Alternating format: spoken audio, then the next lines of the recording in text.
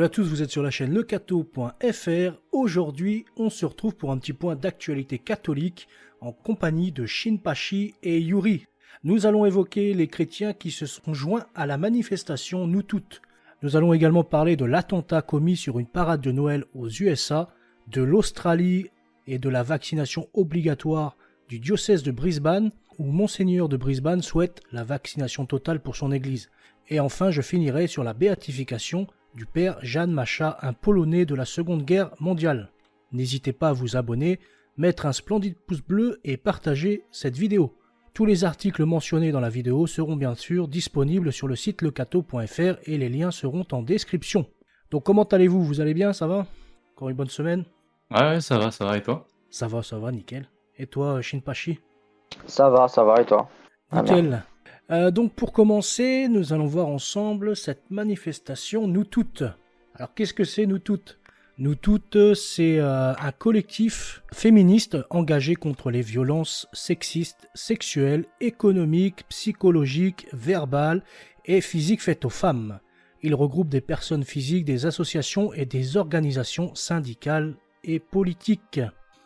Donc leur manifestation était organisée à Paris ce samedi 20 novembre, dont le thème était « Contre les violences sexistes et sexuelles commises contre les femmes, contre les enfants, les personnes transgenres, ainsi que les personnes de la communauté LGBTQIA+. » Ne me demandez pas ce que ça signifie, c'est incompréhensible.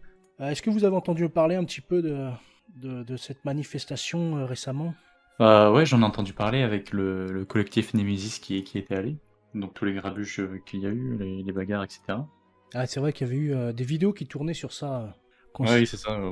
Où des personnes du collectif Nemesis étaient venues et des hommes étaient là pour les défendre. Et heureusement qu'ils étaient là d'ailleurs, parce qu'ils sont fait attaquer par au moins, je crois qu'ils devaient être facilement 60 contre eux, à essayer armés même avec des barres de fer et des chaînes ouais. et des trucs comme ça, quoi. Comme d'habitude en fait, à chaque manifestation, tous les antifas et tous ces fragiles arrivent en meute et essaient de détruire tout ce qui est fait à côté.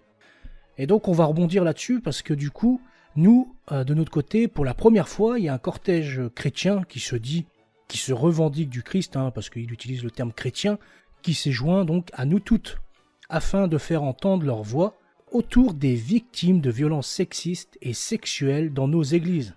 Leur communiqué dit également que le rapport de la SIAZ, donc le rapport Sauvé, rendu public le 5 octobre 2021, nous apprenait un nombre massif de victimes de violences sexuelles dans l'Église catholique, plus de 330 000 sur 70 ans, en particulier des enfants et des femmes. Le communiqué dit aussi, le rapport confirme aussi ce que beaucoup de croyants dénoncent depuis des décennies, c'est le même système malade de son patriarcat qui abuse les enfants, mais aussi les femmes et les personnes LGBTQIA+.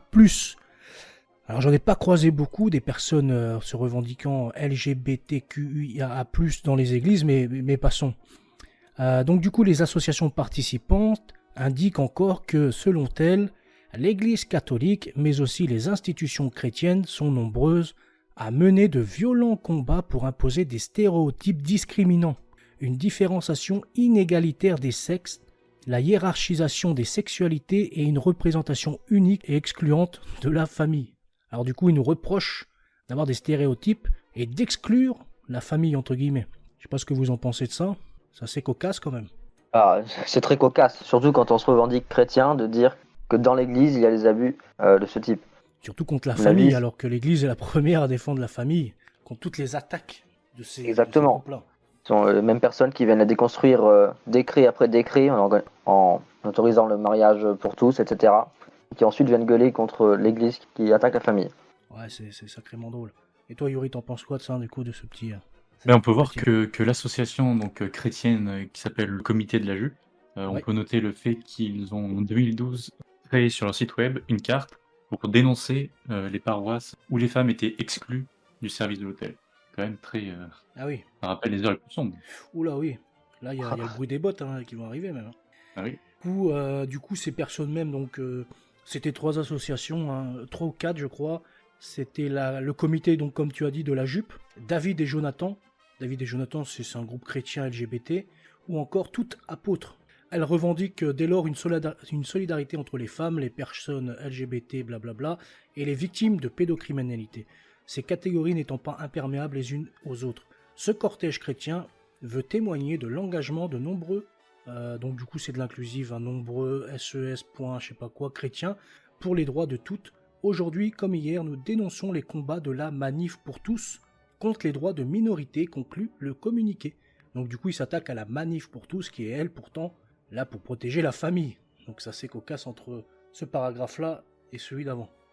Cocasse, à mon avis, c'est d'un côté défendre les victimes de pédocriminalité, ce qui est évidemment très louable, et de l'autre Oui, tout à fait. vouloir qu'il y ait des personnes homosexuelles dans l'Église, ce qui est évidemment une bonne mauvaise idée.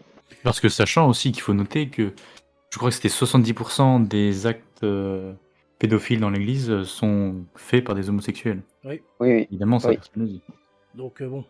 Et après, c'est pas. C'est l'acte en lui-même homosexuel qui est rejeté par l'Église. Hein. C'est pas. Là, toute personne, voilà, elle a le droit d'être homosexuelle. Il n'y aura pas de jugement contre ça, mais c'est sur l'acte. Comme un célibataire qui n'a pas le droit d'aller Oui, exactement. forniquer avec une Oui. autre femme comme ça en dehors du mariage. Je vois pas ce qui pose problème ici. Après, moi, personnellement, les bras m'en tombent. Sur notre site, il y a eu un article en plus récemment qui remet en doute le rapport Sauvé, qui semble de plus en plus bidonné. Les auteurs du rapport n'ont contacté que 243 victimes non vérifiées et 2819 autres par lettre.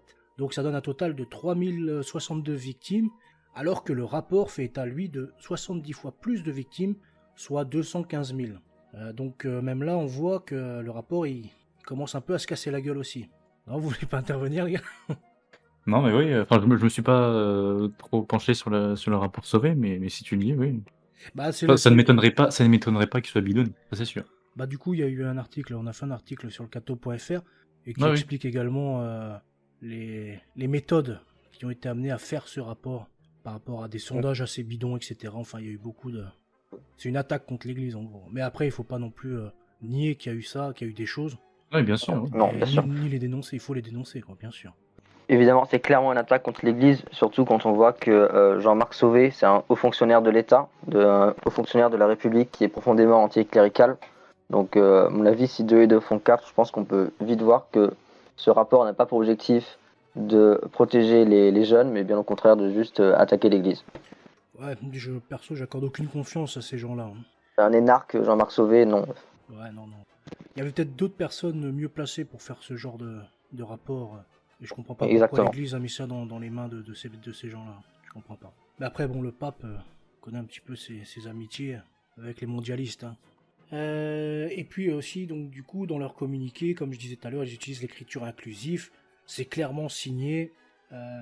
Donc quand ils disent que l'Église et les institutions chrétiennes mènent de violents combats pour imposer des stéréotypes, alors que c'est Dieu qui a voulu les choses ainsi, il n'y a pas d'inégalité ni de stéréotypes, sachant que la plus grande des créatures est une femme, c'est notre Sainte Vierge Marie, la très sainte Mère de Dieu.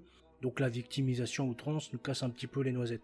Pour rappel, Dieu dit bien dans Genèse 1, 27-37, Dieu créa l'homme à son image, il le créa à l'image de Dieu, homme et femme, il les créa. Dieu vit alors tout ce qu'il avait fait, et voici, c'était très bon.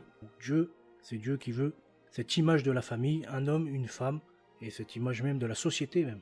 Et d'ailleurs, de la société en France, depuis 1500 ans, a toujours fonctionné comme ça, et il n'y a jamais eu de problème. On voyait pas tant de suicides par rapport à aujourd'hui, des enfants qui n'avaient plus de repères, qui ne savaient plus s'ils étaient hommes ou femmes, ou je ne sais quel délire. Tout ça, c'est très très nouveau, c'est assez récent quand même. Hein. On ne trouvait pas ça dans les sociétés catholiques. Donc les hommes et les femmes sont égaux à 100% en dignité et en valeur devant Dieu. Ils sont différents biologiquement avec des corps différenciés sexuellement.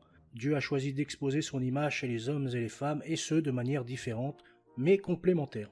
Voilà l'image de la famille. Et pour cette actualité aussi, est-ce que vous avez des choses à rajouter? Oh non, je n'ai rien à rajouter. Non, mais si ce n'est que j'ai remarqué qu'ils utilisaient le terme genre. C'est un terme qui a été inventé dans les années 70 par un psychiatre américain qui était lui-même un pédophile avéré. Oui. Donc basé sur du vide en fait. Ouais, c'est des délires américains encore, quoi. Oui. De toute façon, tout ce qu'on se tape aujourd'hui, tout le truc woke, etc., toutes ces merdes gauchistes, ça trouve toujours ses racines aux USA, là où ils sont le plus dégénérés, quoi. On va pas se le cacher ni se mentir. Ouais, du coup, je voulais dire que ce groupe de chrétiens se dit catholique, donc le comité de la jupe, Mhm. a été fortement soutenu par un collectif féministe, le groupe Orsay, protestant. Ah, les Donc on protestants. peut voir aussi encore l'apport des États-Unis dans tout ça. Tout ce qui est évangélique, protestant, avec leurs sectes, leurs 35 000 sectes aux États-Unis, c'est vrai que les protestants, en matière de dégénérance, ils sont bien placés aussi. Ouais. Parce qu'à ce que je sache, on trouve des protestants qui sont contre l'avortement, qui sont pour l'avortement, pour le mariage pour tous, pour des pasteurs. D'ailleurs, il y a eu des pasteurs femmes dans l'église protestante. Donc Oui, je pense c'est qu'ils autorisé, sont, oui. ouais, ils sont très mal placés eux, pour. Mais il y a aussi quand même on peut noter aussi des groupes de protestants qui sont farouchement contre Ah oui, oui, tout à le fait. mariage Après, homosexuel, etc. Oui. bien Il sûr, il y faut, en a, il ils se faut pas. rapprochent plus de la tendance catholique, hein, c'est sûr. Mais ils n'ont rien à faire dans l'église protestante, qui deviennent catholiques, tout simplement. Oui, exactement. Faut pas que ces divisions nous éloignent de notre idée d'œcuménisme. Hein. Tout Que à fait. c'est exactement ce que Satan veut, qu'on soit divisé.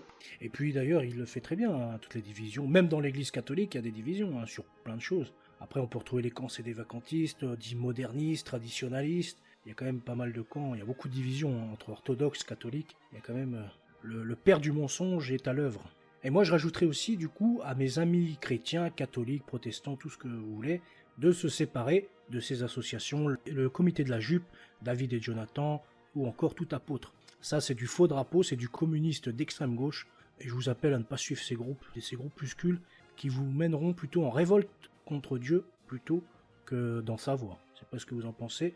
Ouais, non, mais c'est ça, hein, ces comités, ces associations, leur vrai but, c'est de continuer la révolution qui a commencé en 1789. Cette Mhm. Nous révolution sommes, contre Dieu, et voilà. nous sommes Révolution d'accord. païenne. Donc ils sont un danger pour les âmes, pour la vérité que Jésus-Christ a souhaité nous apporter. Il vous appelle à vous rebeller contre le Tout-Puissant. Voilà, donc on va clôturer pour cette petite actualité. Maintenant, on va parler donc du coup de l'attaque de Waukesha. Waukesha dans le Milwaukee. Dans le Wisconsin. Ouais, c'est dans le Wisconsin. Donc du coup, je sais pas si vous avez suivi aussi cet attentat. Suivi de très près. Ouais, tu l'as vu de très près. Ça fait, c'était quand? Il y a 3 jours, je crois. Hein. C'était le 21 novembre à 16h40. Donc le SUV rouge a foncé à travers les barricades et dans une foule marchant dans la rue principale de Waukesha juste avant 16h40. Et donc à cette heure-là, il y avait des manifestations pour le défilé de Noël de la ville. Tu voulais dire quoi du coup? Ben, je souhaitais apporter des précisions. Cette terrible attaque a fait 50 blessés et a mené à la mort de 5 adultes et d'un enfant âgé de 8 ans. Dont un prêtre, il me semble, et des paroissiens et des écoliers catholiques, malheureusement. Oui, des écoliers et un prêtre qui ont été blessés durant l'attaque. Et donc, en tant que catholique, on est solidaire, du coup, par cet acte insensé. Et nous sommes solidaires et puis pas seulement le catholique. Là, j'ai les chiffres devant moi. Mhm. Aux États-Unis et au Canada, il y a eu plus de 800 000 dollars de réversés avec 4 600 donateurs. Et donc voilà, c'est un bel acte de charité qu'il faut souligner. Parce Tout que à aux fait pour les États-Unis, familles. exactement. Juste avant Noël, en plus. Donc, c'est un sacré drame pour la communauté catholique, pour la communauté chrétienne, et puis même pour la ville en elle-même. Parce qu'on sait que Noël, c'est très sacré aux États-Unis aussi, encore. Hein. Là où en France, c'est plutôt un peu plus commercial, là-bas, c'est quand même encore ancré dans la tradition. Donc du coup, le coupable, c'était un rappeur multirécidiviste qui était donc anti-Trump et pro-Black Lives Matter. Étonnant. Oui, étonnant, d'ailleurs. Et son prénom... Darrell Brook, c'est ça, hein, si je me trompe pas. Hein. C'est ça, Darrell C'est Brooks. Darrell Brook. Et donc, il a été accusé d'avoir fauché une foule de fêtards dans le Wisconsin. Et puis après, a été filmé par la caméra d'une habitation où il était se réfugier juste après ça, en se faisant passer pour un SDF. Il a demandé un sandwich, le téléphone, mais la police américaine avait tout bouclé et ils l'ont arrêté directement chez la personne où il avait trouvé refuge. Parce qu'il avait dit « J'ai appelé un Uber et je suis censé l'attendre ici, mais je ne sais pas quand il peut arriver. Pouvez-vous l'appeler pour moi, s'il vous plaît, je suis sans abri. » Donc, ouais, du coup. En plus, il y a les vidéos sur le site, il y a la vidéo, il y a une vidéo d'eux, où on voit d'ailleurs un policier tirer pour essayer de protéger la manif, mais bon, malheureusement, il arrive beaucoup trop vite avec son SUV rouge, il peut pas l'arrêter, quoi. On peut noter aussi que cette personne, le 2 novembre, avait tenté d'écraser la mère de son enfant, donc Ah oui, quelques j'avais vu semaines ça avant aussi, qu'il hein. fasse ça. Ah, donc du coup, il avait essayé déjà de tuer sa femme, C'est ça. mais du coup, pourquoi il était pas derrière les barreaux juste après ça? Ils ont pas réussi à... Ah, est-ce que c'était... Mais je crois que la mère n'a pas fait plainte. Ah oui. Ah si, il avait déposé une caution de $1000 en espèces et a été libéré 6 jours plus tard. Ah oui.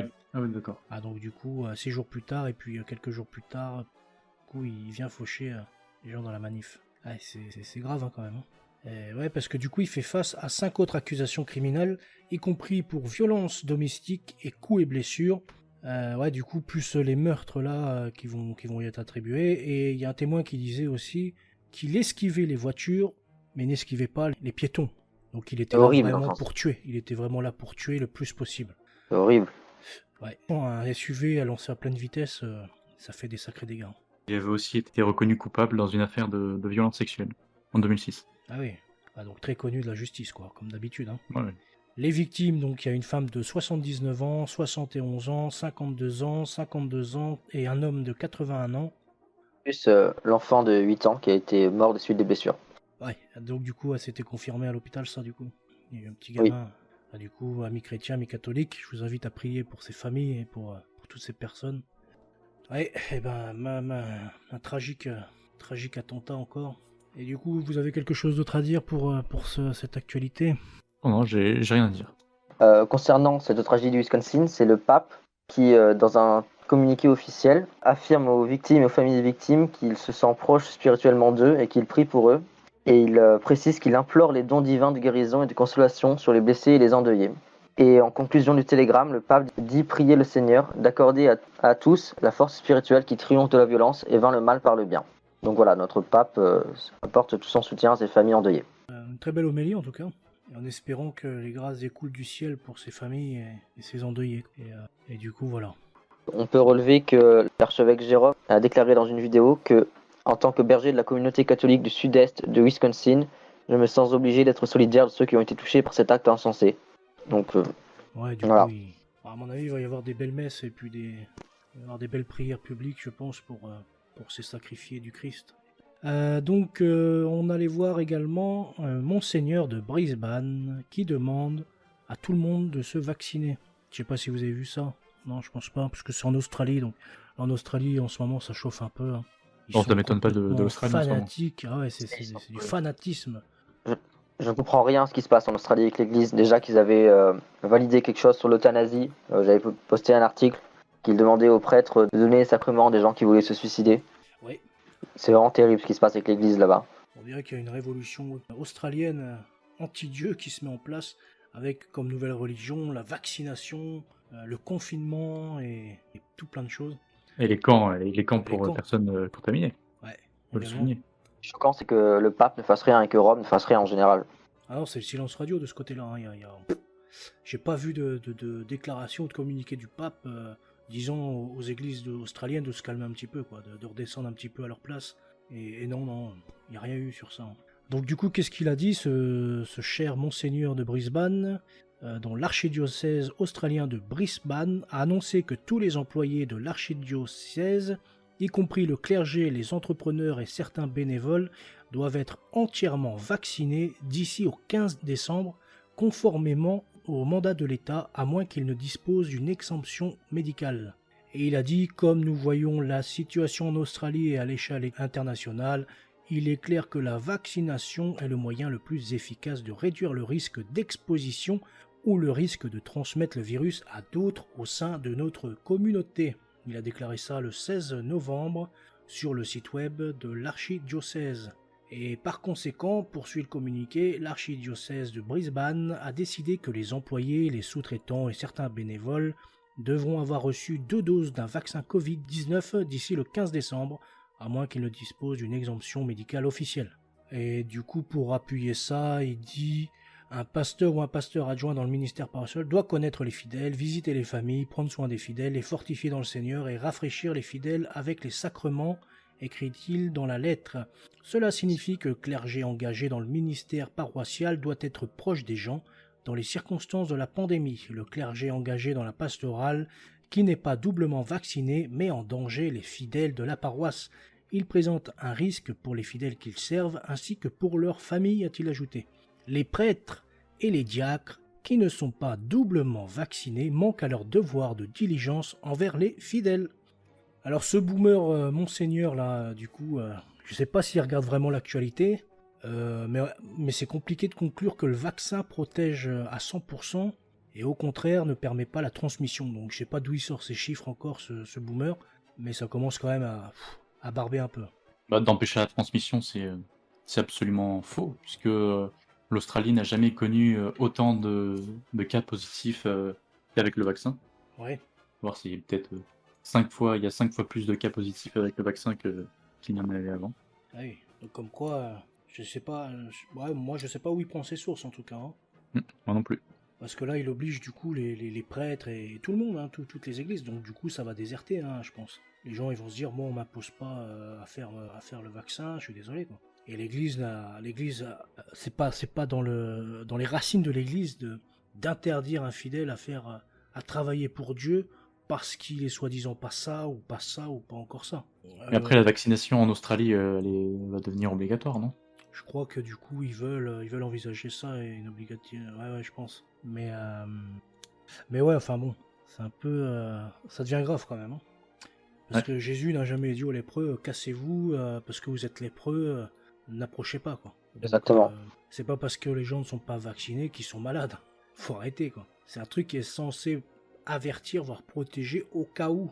Mais tant que tu n'as pas été contaminé par le Covid-19, tu es sain, enfin il n'y a aucun problème. Donc ça devient, je sais pas à quoi il joue là en Australie, franchement, c'est pas du tout ce qu'il fait, ce que cette église fait là en ce moment. Vous en pensez quoi du coup? Ça reflète bien ce qu'a dit, donc cette personne reflète bien la mentalité des autorités en Australie, c'est-à-dire de tout bloquer, de forcer les gens à prendre le vaccin, d'avoir des restrictions énormes. Mais là, je crois qu'ils ont fait, je pense que ça va être un des pays qui ont fait le plus fort sur le fascisme, Le fascisme vaccinal.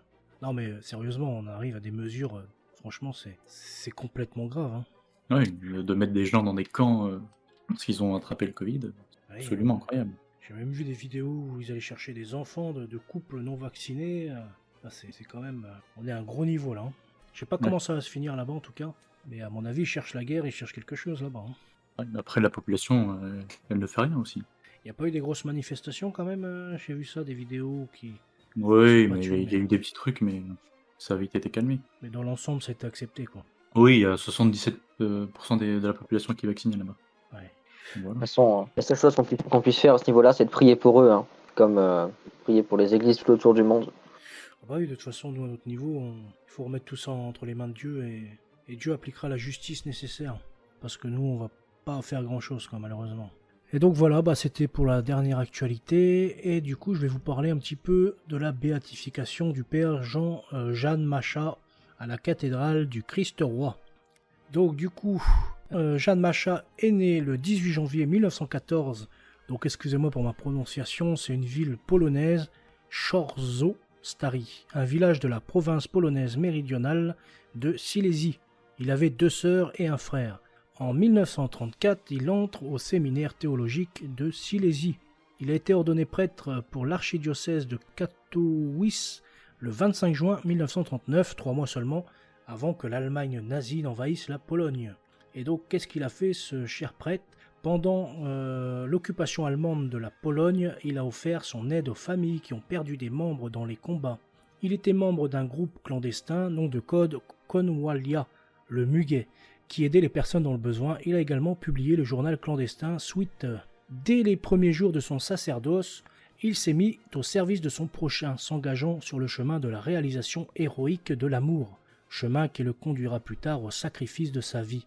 Il s'est occupé de nombreuses familles touchées par le cauchemar de la guerre. Aucune souffrance ne le laissait indifférent. Partout où quelqu'un était arrêté, expulsé ou fusillé, il apportait réconfort et soutien matériel.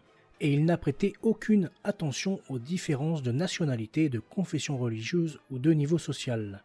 La police secrète de l'Allemagne nazie, donc la Gestapo, a arrêté Macha le 5 septembre 1941 dans une guerre de Katowice.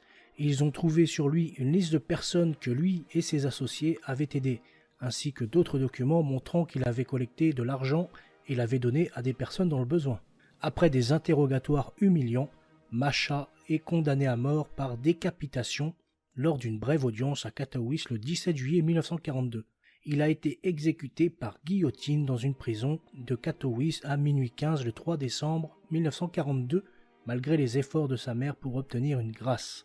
Donc du coup, ce prêtre est décédé à 28 ans, et lorsqu'il mourut, il n'avait servi que 1257 jours en tant que prêtre. Son corps n'a jamais été retrouvé et aurait été incinéré au camp de concentration d'Auschwitz. Masha a écrit à sa famille peu de temps avant son exécution. Donc il dit à sa famille dans la lettre « C'est ma dernière lettre, dans 4 heures la peine sera exécutée, alors quand vous lirez cette lettre, je ne serai plus parmi les vivants. Reste avec Dieu, pardonnez-moi pour tout. Je vais devant le juge tout-puissant qui me jugera maintenant. J'espère qu'il m'acceptera. Mon souhait était de travailler pour lui, mais cela ne m'a pas été donné. Merci pour tout. Je meurs la conscience tranquille. J'ai vécu une vie courte, mais je crois que j'ai atteint mon objectif. Ne désespérez pas, tout va bien se passer. Sans un arbre, la forêt restera une forêt. Sans une hirondelle, le printemps viendra. Et sans un homme, le monde ne s'effondrera pas. Voici sa lettre. Donc du coup, la cause de la sainteté de Masha s'est ouverte en 2013, après la fin de l'étape diocésaine en 2015. La cause a été renvoyée à Rome. Le pape François a publié un décret le 29 novembre 2019 reconnaissant Masha comme martyr, parce qu'il a été tué in odium fidei, en haine de la foi. Et voilà donc pour le prêtre Jan Masha. Merci Napo pour ce reportage très touchant. Ouais, c'était un prêtre qui a œuvré en pleine guerre, sans peur, comme un bon chrétien finalement. Oui, guidé par sa foi et par son amour de Dieu et des autres. Et des autres aussi surtout. Il en a donné ça à sa vie. C'est preuve d'une charité exemplaire. On est bien d'accord. Yuri, t'en penses quoi toi du coup? Ouais, il a eu énormément de courage de faire ça. C'est un exemple pour tous. C'est clairement un exemple de courage qui nous appelle, nous qui ne vivons pas la guerre, on est sous occupation étrangère avec la République, c'est sûr, mais c'est une occupation différente. Là, c'est plus une occupation psychologique et de reniement de Dieu, là où c'était plutôt une résistance physique à faire. On a plus une résistance psychologique. Mais c'est vrai qu'il y a eu beaucoup de saints hommes qui ont œuvré pendant la Seconde Guerre mondiale, même pendant la Première Guerre mondiale, pour sauver le maximum de frères et pour venir en aide, malgré les dangers qu'ils couraient, parce que l'Allemagne nazie n'était pas très catholique friendly, comme on dit. Ouais, on peut voir aussi le nombre de prêtres déportés dans le camp de concentration, parce que justement, ils étaient contre le régime en place. Et oui. Et l'Église, du coup, a condamné le nazisme, comme le communisme et le socialisme aussi. Tout ce qui se termine en isme. Comme le catholicisme. Non. Non, l'Église ne l'a pas encore condamné. Mais peut-être que... Bon, en tout cas, il savait qu'il allait retrouver le juge tout-puissant. Et il était dans l'espérance que le Seigneur l'accepte dans son royaume. Mais je pense que du coup, c'est en bonne voie pour qu'il soit reconnu saint. En tout cas, il est bien heureux. Tout ça, ça me rappelle de l'histoire de Saint Maximilien Kolb, si je me rappelle bien, qui était lui aussi mort en martyr à Auschwitz. Mm-hmm. Donc voilà, qu'il avait demandé à ce que ce soit lui qui soit tué et non ses camarades prisonniers. Il a fait le sacrifice de sa vie pour ses compagnons, du coup. Ouais. Oui. Bon, si vous avez des choses à rajouter pour tout ce qu'on a vu aujourd'hui? Non. Non, rien d'autre à rajouter? Non, rien du tout, non. Du coup, on va conclure ici, je pense. En espérant du coup que cet petit entretien d'actualité vous ait plu, n'hésitez pas à mettre un pouce bleu à la fin de cette vidéo et tous les articles sont en description. On vous souhaite à tous une très bonne journée. Salut, à bientôt. À bientôt. À bientôt.